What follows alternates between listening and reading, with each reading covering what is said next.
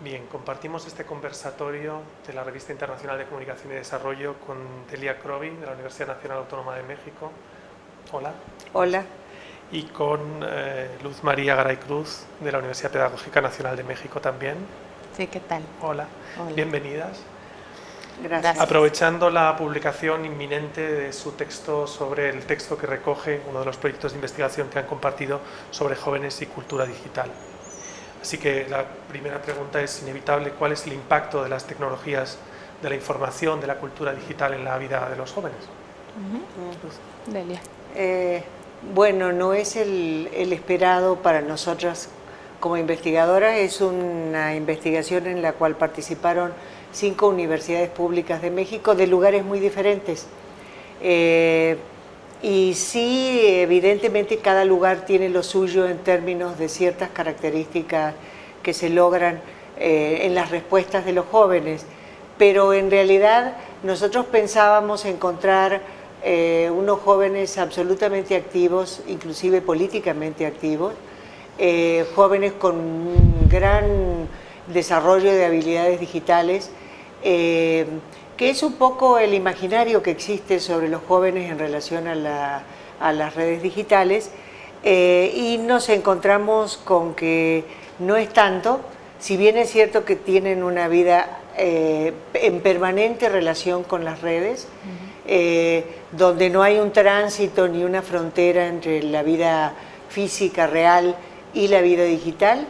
Eso se asimila muy bien, no hay ningún impedimento de pasar de una cosa a otra. Sí estamos ante un grupo juvenil específico del caso estudiado, que es el caso México, donde ni se sienten tan conocedores ni siquiera se sienten parte de una cultura digital, porque eso a nosotros nos presenta como una idea de inseguridad, de que no se sienten lo suficientemente formados técnicamente y sobre todo en la expresión de ciertos contenidos como para decirse parte de una cultura digital. Entonces esa es una de las... Todo está en la medianía. Ellos consideran... Hay que decir algo que no dije muy al principio, que es un proyecto que se hace con base en las respuestas que nos dan los jóvenes. O sea, en lo que nosotros buscamos es que ellos digan cómo se sienten frente al tema de las redes. Lo hicimos a través de varios instrumentos, de grupos focales en un primer momento, después aplicamos cuestionarios, hicimos entrevistas y también grupos de discusión al estilo Jesús Ibáñez. Entonces, los resultados no son resultados mirados desde afuera, sino la revelación de sus propias opiniones, y creo que eso es bastante interesante. Me gustaría que Marilú hablara también de algunas otros resultados importantes que obtuvimos. Bueno, aquí nos parecía que era muy importante justamente lo que ahora ha dicho la doctora Crovi, que era dar como la voz a los jóvenes, ¿no? Justamente porque hay mucho trabajo hecho alrededor de jóvenes y tecnología, pero como con miradas muy distintas. Algunas, por ejemplo, son muy educativas, ¿no?, de uso de la tecnología en la educación concretamente. Otros, muy desde la lógica del futuro laboral de los jóvenes y el aprendizaje de la tecnología. Pero en realidad percibíamos que había como mucha información que estaba ausente en los numerosos estudios que se han hecho, no solamente en México, en otras partes, ¿no? Y que era necesario tener como la voz de ellos para saber realmente cómo se posicionaban frente a eso que en el proyecto definimos como cultura digital, ¿no? Y que evidentemente no es que les llegáramos a preguntar, ¿te sientes parte de la cultura digital?, porque ni siquiera muchos de ellos alcanzan como a dimensionar qué es eso, sino era a partir de todos estos instrumentos que ya se han mencionado, ¿no? Nos permitieron ir como pulsando realmente ciertas ideas como el ser multitareas, por ejemplo, que es una palabra que a veces parece un adjetivo, ¿no?, totalmente vinculado al concepto de joven, multitarea, joven nativo digital. Ellos tampoco se sienten como muy de pertenencia con esos conceptos, ¿no? Y nos interesaba en especial, y ese es un recorte de la investigación que yo creo que es muy importante, que lo hace muy específico, que fue el de las redes sociales digitales. porque digamos en Internet con todos los entornos que existen, ¿no? Pues presentaba una problemática muy amplia y había que tomar decisiones. Y claro, siguiendo datos internacionales ahí sí, y nacionales, es evidente que los jóvenes, en este caso los universitarios con los que trabajamos en las 5 instituciones, sí son usuarios frecuentes de estas redes, y obviamente México no es como la excepción a nivel internacional, y una de las redes que más usan es Facebook. O sea, digamos que ahí encontrábamos, ahora que hemos concluido el trabajo, regresamos a ver lo que otros grupos de investigación están haciendo, digamos, encontramos ciertas coincidencias en la generalidad, ¿no? Por ejemplo, del uso de redes, sí, de Facebook, sí, el número de horas que invierten, ¿no? Esta permanente conectividad que tienen, porque la mayoría ya traen la conectividad en los dispositivos móviles, ¿no? El acceso al Wi-Fi en las universidades, por ejemplo, es otra cosa que les da mucha conectividad. Entonces, en ese sentido, digamos, como que nuestro trabajo coincide con muchos de los trabajos en el campo. La diferencia, creo, es que en nuestros resultados el énfasis se está notando en que no hay, digamos, como esta actividad de conciencia temática, social, de interés público en todos los casos. O sea, hay casos específicos, pero en términos generales, digamos que ese es un hallazgo de la investigación que me parece que la hace una investigación distinta dentro del propio campo de jóvenes y tecnología. Sí, hay 2 cosas que me interesan ahí de lo que dices. En primer lugar, el hecho de que no se identifiquen con ser multitarea o con estar en la cultura digital o con ser nativos digitales, ¿es porque esas etiquetas las ponemos nosotros y ellos lo viven de una manera mucho más natural? Así es. Y bueno, nosotros también percibimos que hay este joven hipotético que yo mencionaba al principio y que es muy... no sé si la palabra sería peligrosa, pero sí es un fenómeno el entender a este joven que lo consideran un activista que está prácticamente todo el tiempo rompiendo con el orden establecido y haciendo pequeñas o grandes revoluciones, y no es así. Son jóvenes que se comunican básicamente con sus amigos, que interactúan a partir de temas que son propios de su interés personal. Hay mucho individualismo, no hay una tendencia a formar grupos bien organizados en las redes. Ellos creen incluso que lo que hacen en las redes se queda en las redes y que no tienen un impacto fuera de las redes. Y a lo que a nosotros nos parece sumamente preocupante es que esos jóvenes hipotéticos son los que están siendo el sustento para hacer programas y políticas públicas de desarrollo, por ejemplo, para utilizar las redes. Y resulta de que estamos ante un joven inseguro que no siente que tenga todas las habilidades que no sabe y no conoce de ciertos temas, por ejemplo, Twitter para ellos. Faltó decir que utilizamos un rango de edad muy amplio, de 17 a 30 años, porque queríamos ver la evolución del uso de las redes. Comprendiendo esta idea de la juventud alargada. Entonces, ¿cuáles políticas públicas podemos estar haciendo para un aprovechamiento real del uso de las redes si desde ciertos sectores oficiales se piensa que es ese joven que está en confabulación permanente contra los adultos?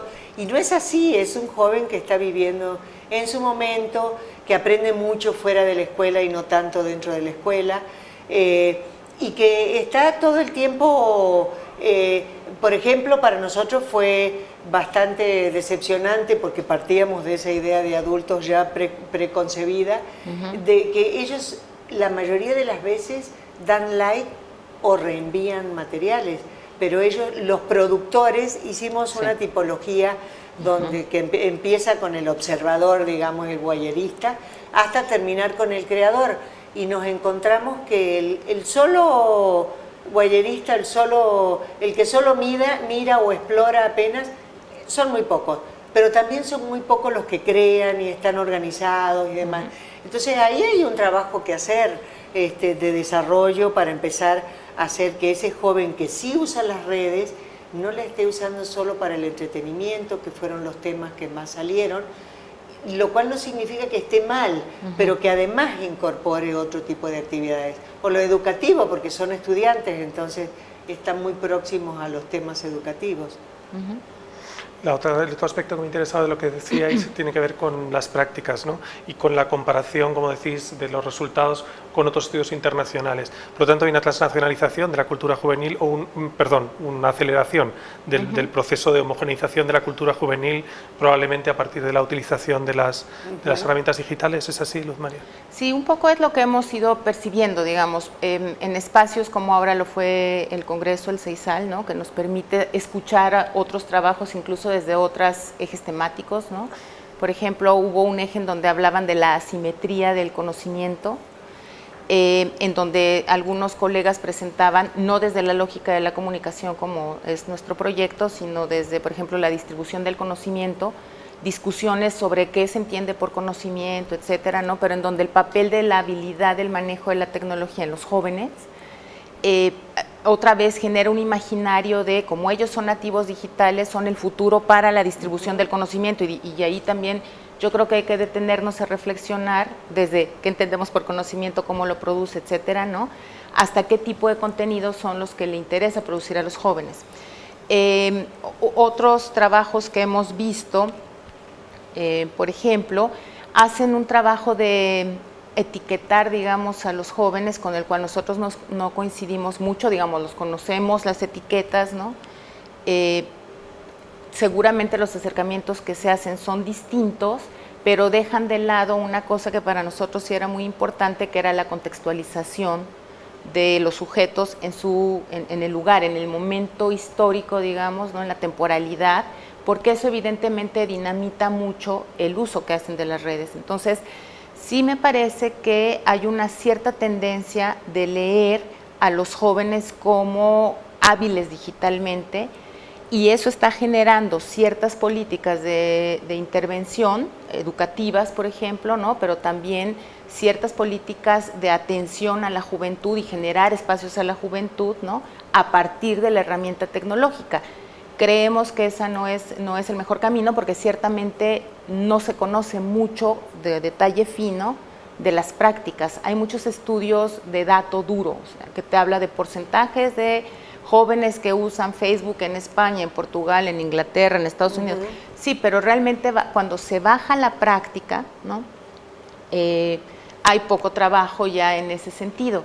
Ahora, una cosa que es muy importante de lo que señalaba acá la doctora Crovi es, ciertamente sí nos llevamos una sorpresa, digamos, cuando empezamos a ver que los jóvenes estaban muy metidos en el asunto del ocio, el entretenimiento, no porque esté mal o porque juzguemos que no sea una práctica adecuada, digamos, evidentemente forma parte de su cotidianidad, ¿no?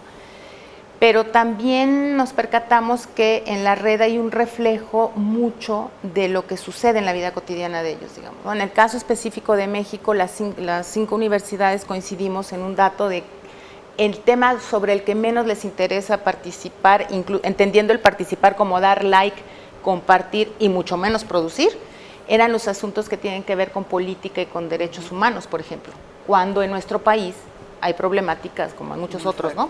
Muy fuertes en ese sentido, y digamos, son los datos los que están hablando, y después en el trabajo cualitativo ya empezamos a encontrar matices, o sea, sí hay jóvenes interesados, ¿no?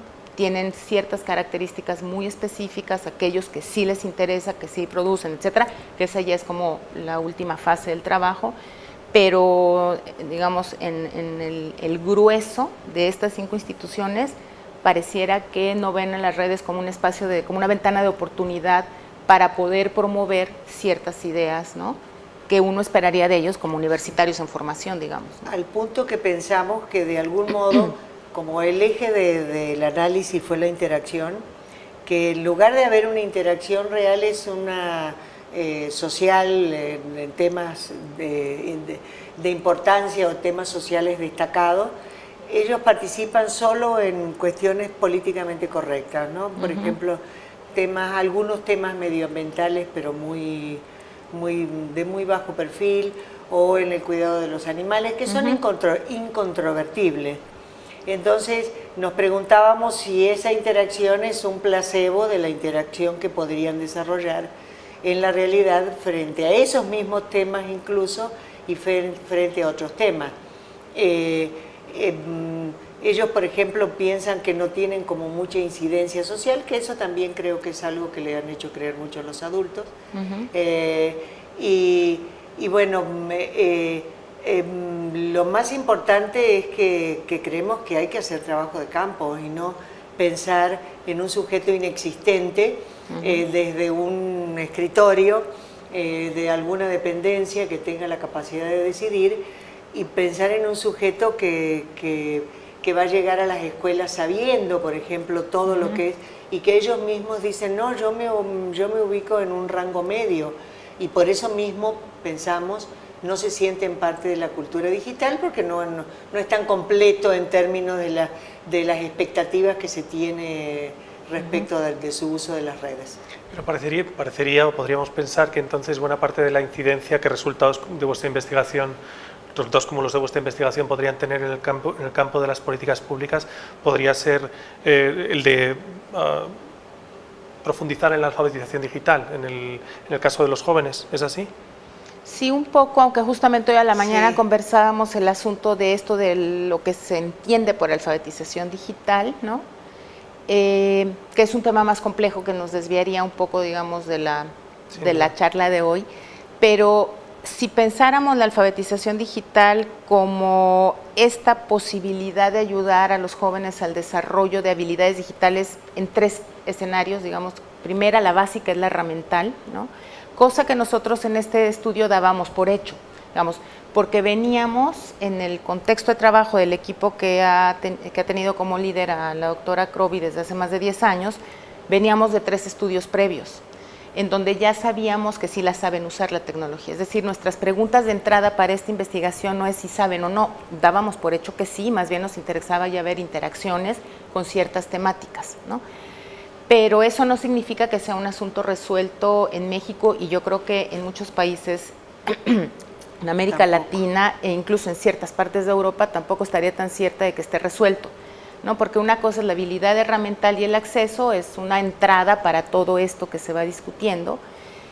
Una segunda que sería ya empezar con esto de la selección de información y búsqueda de información como otra de las habilidades, sería otro nivel, ¿no? Y la que a nosotros nos interesaba más, que era la producción, no de conocimiento necesariamente, porque esa es otra discusión, pero sí la producción de contenidos sobre distintos temas, que podría ser del medio ambiente, que podría ser de derechos humanos, que podrían ser asuntos, por ejemplo, sobre la política nacional, en fin, cosas así. Queríamos ver eso y veíamos que ciertamente no hay mucho. Entonces, la pregunta que tú nos haces es, ¿podría incidir un estudio como el nuestro sobre el asunto de la alfabetización digital? Entendida así, yo creo que arroja mucha luz sobre que tenemos cubierto el primer paso de la alfabetización digital, porque la herramienta la saben usar muy bien, la conectividad está más o menos resuelta también, ¿no? Pero ya empieza a haber problemas en la selección de información, en eso de repente de le doy like porque me suena a que es políticamente correcto, ¿no? Sí. Salvemos a los perros, detengamos las corridas de toros, no comamos animales, ahora todos queremos ser veganos, etcétera, pues parece que está bien, ¿no? Le dan like y lo comparten. Y son poquititos los que indagan más sobre de qué va, quién lo publicó, etcétera. Bueno, ahí sí estaríamos hablando de necesidad de un desarrollo más amplio de habilidades, para pasar incluso a la tercera, que es la de producción de contenidos, que incluso te requiere habilidades herramientales mucho más complejas, ¿no? De hacer un video, grabar, editar, subir, o sea, eso no todos los jóvenes lo saben hacer, ¿no? También en el sentido de que los jóvenes desarrollen un sentido crítico respecto a las redes, ¿no? Porque a veces parece que la lectura, mi acercamiento a este tema no es el de la sistematización que han tenido ustedes en los últimos años, pero que tiene una cierta visión naif de las redes, ¿no? Que a veces hay una falta de visión crítica respecto a las redes. Sí, incluso hay una falta de una visión desde la economía política de las redes. No saben, o sí saben, pero como que no lo tienen muy claro, las empresas que están detrás de las redes, los intereses económicos que están detrás de las redes, y es como si de repente, a pesar de que pagan, invierten mucho dinero en comprar aplicaciones, en comprar equipos cada vez más modernos, en una cantidad de cosas, todavía tienen una cierta creencia de que eso es algo naturalizado. No sé tanto si gratis, pero sí naturalizado en sus vidas, que ahí está y que no va a cambiar, ¿no? Que allí está. Entonces no hay una reflexión crítica sobre el propio proceso de la producción de las redes, sobre los sistemas que ellos pagan y mantienen a través de sus conexiones a celulares, que ya la mayoría, incluso vimos que resignan otros gastos y colocan en un primer lugar las inversiones en tecnología, cada quien a su nivel. Hay otra cosa importante ahora que digo esto, que bueno, en un país como México, donde se estima que el acceso a Internet está alrededor del 40 y tantos %, sin entrar en detalles, porque de ese 40 y tanto hay algunos que no las usan regularmente, pero hay un nivel aspiracional también. Como dice un colega de la Universidad de Córdoba, un objeto de deseo. Las redes y toda la tecnología, toda la parafernalia tecnológica se ha transformado en un objeto de deseo. Entonces, pero esto tiene como una cara y la otra. Todo el mundo quiere, si no tiene, tener el mejor celular, el último grito de la moda en materia de computadora o de las aplicaciones, que ahora hay tantas y están tan de moda, todos los días sale una nueva. Pero como contraparte también nos encontramos que, como dice Pierre Levy cuando habla de la cultura digital, la tecnología no es determinante, sí condiciona, pero no es determinante. ¿Por qué? Porque hay jóvenes que tienen menos caudal tecnológico, o sea, aparatos un poco más antiguos, y sin embargo tienen más producción de contenidos. Esto nos está indicando de que hay una serie de elementos sociales que intervienen, como es el capital cultural, que puede ser un capital cultural familiar, que no tiene que ver con el capital económico, y los lugares donde viven. Hay muchas líneas de investigación, por ejemplo, la conformación de la familia, si los hermanos mayores, si hay hermanos mayores y estos enseñan a los... en fin, hay muchas... El lugar donde viven es un lugar muy, muy determinante también. Entonces, desde las instituciones públicas se ha buscado de dar acceso universal. Y piensan que dando el acceso a las computadoras ya está el asunto resuelto. Y eso apenas empieza cuando se le da acceso.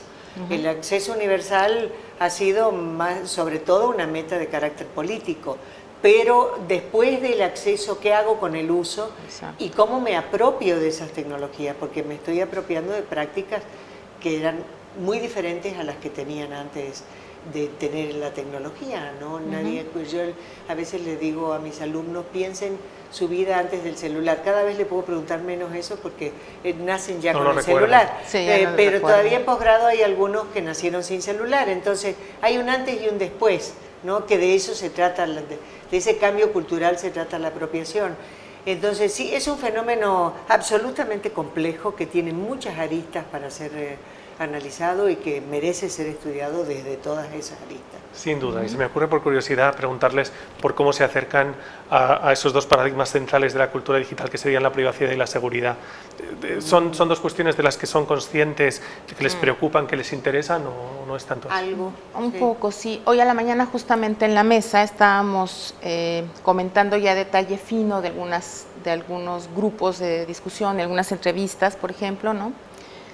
Y en realidad ellos no son tan conscientes de estos escenarios. Por la edad, que el rango fue muy amplio, de 17 a 30, los más jóvenes están menos claros y son menos conscientes de este asunto de lo privado, lo público, del dato, etcétera, ¿no? Lo que les interesa mucho es la visibilización de ellos en las redes. Lo que no significa que sea banal ni nada, es muy importante para ellos en la vida cotidiana y en sus relaciones afectivas, ¿no? Por ejemplo, una de las preguntas que en todos los estudios se hacen sobre el uso de redes sociodigitales es ¿para qué las usas? Y todo el tiempo te dicen para estar en contacto con mis amigos, para estar en contacto con mi familia, eso ya lo sabemos, ¿no? Pero ¿y por qué? Porque aparte quieren hacer visible su vida privada. Mientras más en el grupo que nosotros trabajamos, pareciera que mientras más grandes son, empiezan a ser un poco más conscientes de qué compartir y qué no compartir, ¿no? Y hasta qué punto les interesa hacer visible su vida o no. Pero también es muy claro que que deciden qué publicar en función de quiénes son aquellos que los están siguiendo en esas redes, ¿no? Y se marcan ellos mismos una especie de censura a esa aparente libertad que habría en el Internet como un espacio de libre expresión, pero no tanto porque la temática no les interese o no les parezca relevante, sino porque no quieren tener problemas con los sujetos de sus redes, ¿no? En el caso, por ejemplo, de México, lo decíamos a la mañana el ejemplo, tenemos ya meses con el problema magisterial de la reforma educativa de la educación básica, y ahora ya se está acercando la reforma de la educación superior, con ciertos criterios bastante similares, ¿no? Y bueno, seguramente están enterados, ha habido marchas, ha habido actos de violencia, represión, cosas terribles, ¿no? Y muchos jóvenes saben que eso es importante, pero no lo quieren publicar en sus espacios tan abiertamente porque no quieren ser criticados por aquellos que son sus seguidores y que perciben a la red como un espacio un poco más relajado. Ciertamente, digamos, una cosa que nosotros hemos cuidado mucho cuando hablamos de la investigación en distintos escenarios es, bueno, no podemos generalizar, estamos hablando de estas 5 instituciones con datos muy claros, ¿no? Y con mucho trabajo empírico, pero ciertamente hay algunos jóvenes que eso les tienen sin cuidado y publican su opinión y defienden su posición política, ¿no? Y defienden su postura y no les importa qué piensen los demás, porque ese es el uso que ellos le quieren dar a la red. Lo que decía ahora Delia es muy importante, es quiénes son esos jóvenes, qué capitales entran en juego ahí para tomar esas decisiones, ¿no? Esa es otra fase, digamos, del trabajo, ¿no? Porque, digamos, tampoco queremos, nuestra intención no es descalificar tampoco y decir, no, a los jóvenes no les interesa nada y todo su uso es muy superficial de las redes, no, pero los datos nos indican un poco ese tipo de información que acabamos de compartir, aunque estamos cuidando la otra parte, ¿no? O sea, ir con más detalle a ver quiénes son esos otros a los que sí les queda claro esto de lo público, lo privado y la posibilidad de uso de las redes como elementos de promoción, ¿no? De compartir información relevante socialmente hablando. Y en el caso de la seguridad, porque además en México la seguridad es un asunto primordial. Sí. Bueno, cuidan sus aparatos. Sus aparatos, por ejemplo, sí aparecían cosas como que no llevan la computadora si van a ciertos lugares. O sea, sí hay como algo muy valioso, ¿no? Sus aparatos son muy cuidados. Francamente, lo de la seguridad, pienso que los que más están preocupados son los grupos que son como más activos, ¿no? Que nosotros no les hemos querido llamar activistas porque tiene una connotación que a veces es un poco negativa. Y como lo nuestro fue un trabajo muy general, no nos encontramos con gente preocupada por la seguridad, pero fuera del estudio sí hay casos de preocupación porque ha habido casos de encarcelamiento, de persecuciones, de gente que está trabajando activamente en las redes. Entonces, yo diría que más bien, en la medida, como decía Marilu, que se van haciendo mayores, van centrando sus intereses en los temas de estudio, por ejemplo, los de posgrado, temas muy específicos de estudio, se dividen por áreas de conocimiento y enfocan su interés a su área de estudio. Pero los más jóvenes, pienso que todavía no se percibe esa inseguridad más que por los aparatos. Entonces, justo en la mañana estábamos hablando sobre este asunto, que también hay algo que les llama mucho la atención, y es que abrirse en las redes los puede conducir a ser uno de estos ídolos del momento, que son los videobloggers, los youtubers, y entonces son los líderes del momento en toda la extensión de la palabra, a veces económica incluso.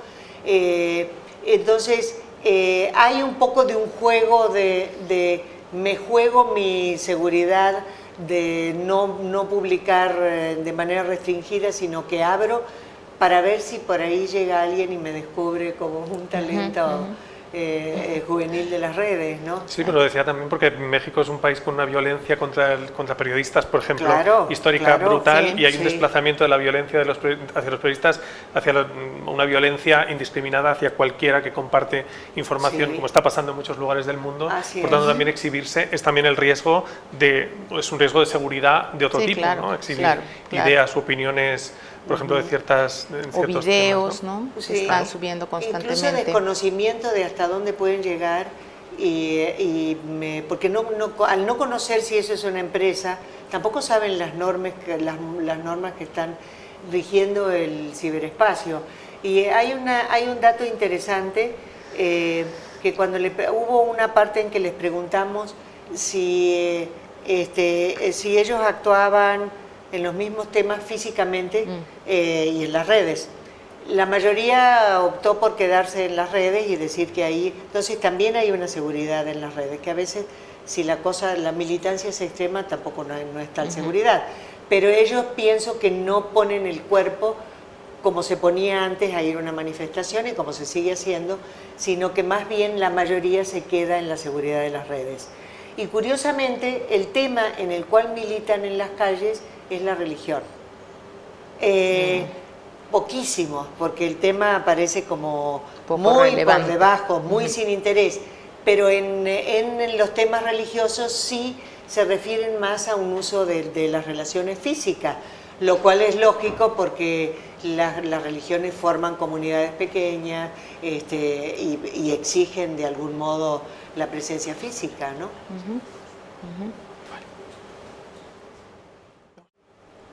Todos pertenecemos, o muchos de nosotros pertenecemos al ámbito académico, y no quiero dejar pasar la oportunidad de preguntaros cuáles son las consecuencias para los que trabajamos todo el tiempo con jóvenes, las universidades, por ejemplo, de un estudio como el vuestro.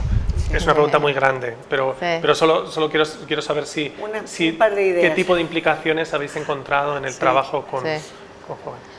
Bueno, pues en el caso, en especial en este estudio de las 5 instituciones, la mía, que es la Universidad Pedagógica Nacional, cabe señalar que no es una universidad que forme maestros, no. Es una universidad temática sobre educación y se forman pedagogos, psicólogos educativos, administradores educativos y sociólogos de la educación. Pero el ámbito, digamos, es netamente del asunto de la educación y atraviesan muchas cosas, la política, la docencia, los actores, etcétera. Y nuestros estudiantes pues son jóvenes que vienen de bachillerato, que a la vez reflexionan sobre estas problemáticas. Entonces, en esa universidad en especial yo creo que queda muy claro que hay muchos retos por delante primero como docentes, un poco romper con el mito de es joven, luego entonces maneja la tecnología. Yo creo que es un error constante, ¿no? En otros trabajos que he realizado en la propia universidad. Es muy claro, o sea, los jóvenes te dicen, los maestros nos piden muchos trabajos empleando la tecnología, nos piden que hagamos un video y no tenemos ni idea de cómo hacer un video. O sea, puedo grabar con mi celular, pero de ahí a decir que puedo hacer un video es algo distinto. Entonces, no pensar que saben usar la herramienta, tampoco pensar que son súper hábiles en la búsqueda de información. Mis colegas que son más del área de pedagogía y psicología, incluso recomiendan mucho replantearse las estrategias de enseñar y evaluar, porque se quejan constantemente de es que los jóvenes copian y pegan, es que siempre buscan el mismo lugar, y estos colegas lo que les dicen es, pues si tú sigues pidiendo las mismas actividades para evaluar, si sigues pensando que el ensayo es lo mejor para esto, si no piensas que ellos están en otro contexto y lo aprovechas, pues vas a seguir encontrándote con esos problemas constantemente. Entonces, desde la práctica, yo creo que esa sería una de las ideas que a mí me quedan muy claras, romper con el mito de ellos saben, luego entonces les exijo y los obligo, sino darnos el tiempo de por lo menos indagar si de verdad saben o no, y qué tanto saben, y a partir de ahí entonces empezar a generar, digamos, como las estrategias de apropiación de la tecnología para el terreno universitario, básicamente. Sí, yo veo 2 retos. Uno es el que acaba de mencionar Marilú, esta cuestión de la incorporación de la tecnología, que es un reto muy, muy, muy antiguo para la educación. y del cual nunca ha salido bien librada, hay que decirlo también, porque ha también provocado el acartonamiento de cierta información. Pero sin embargo ahí está, ¿no? Porque yo veo que hay ciertos maestros que castigan o impiden que, se use la tecnología ante el temor de ser rebasados.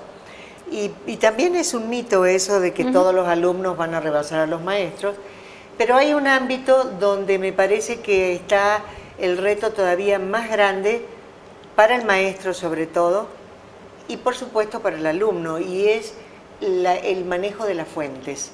A mí eso me parece algo, cuando se habla de periodismo ciudadano, cuando se habla de... a mí me aterra un poco el manejo de las fuentes. Tiene cosas muy buenas el periodismo ciudadano, de la misma manera que será muy bueno encargarles de un trabajo y que Dios los ayude a ver cómo siguen buscando en los caminos de las redes. Pero en realidad pienso que ahí hay un trabajo para hacer en la identificación de fuentes que sean realmente confiables, y dudo mucho que los maestros estén haciendo una revisión de esas fuentes. De dónde sacaron, o incluso a mí hay un tema que me parece apasionante, es registrar las rutinas de búsqueda de información, que sabemos que muchas veces son repetitivas. Entonces el maestro tendría que ayudar a romper esa rutina. En lugar de irme siempre por el mismo caminito, pues explorar otras cosas y hacerles ver que hay fuentes de primera, hay fuentes de segunda y también hay de octava, y están todas mezcladas, ¿no? Entonces hay ahí una cosa que es muy cualitativa, que tiene que ver con qué material se le va a pedir al joven estudiante para evaluar una materia, por ejemplo, y que yo no sé si todo, al ritmo que vamos en términos de las compensaciones económicas de los maestros y de las actividades que tienen que hacer, yo no sé si tendremos el tiempo para evaluar esa fuente, ver la calidad de esa fuente, y además toda la otra parte que al fin y al cabo lo del desarrollo de un conocimiento informático es más un conocimiento paralelo, ¿no? Sí. Pero esto del manejo de las fuentes es fundamental y representa un reto muy, muy grande. Muy fuerte. Y también no pensarlos como una cosa sumada a esto que se menciona ahora es, acá estamos hablando de profesores universitarios, digamos, ¿no? Porque los retos para los profesores en educación básica son otros, claro, ¿no? Acá en educación superior creo que este es central, el de las fuentes, ¿no? Y también repensarnos mucho el papel que tenemos como docentes, digamos, porque es claro que los jóvenes tienen acceso a información y lo que les falta son criterios de búsqueda, ¿no? De selección, para tomar decisiones de qué usar, cómo usar, etcétera. Y ahí ellos, tal vez no lo dicen, pero es obvio que sí requieren un académico que esté enterado y actualizado de esas fuentes en los entornos digitales, lo cual es una complicación porque no puedes estar en todo, buscando de todo, etcétera. Bueno, pero estamos hablando de retos y tareas que nos está representando, ¿no? Esa es una. Y asumir, digamos, que tal vez el rol del académico ahora es incorporar esos capitales que traen estos chicos ya y esas habilidades que han desarrollado a un nivel de herramienta, ¿no? Y no tener miedo de incorporarlos a las propias prácticas, es decir, pedirles ayuda. Seguramente saben más que nosotros hacer muchas cosas, ¿no? Con las herramientas, y es un poco como armar equipo, ¿no? Yo sé un poco más de la materia que tú porque tengo 20 años impartiéndola, porque he leído, porque investigo, porque publico de este asunto. Entonces es como sumar esfuerzos más que estar riñendo o haciendo cosas como apaga el celular, no uses tal, ¿no? Que eso también en las universidades a veces pasa todavía con colegas, ¿no? Que no logran incorporarlo y lo ven como distractor. Entonces yo creo que ahí hay que también sentarse con calma, reflexionar cómo incorporarlo a las prácticas ya de aula. Luz María Garay Cruz y Delia Crovi, muchas gracias por compartir este tiempo con nosotros. Gracias a ustedes.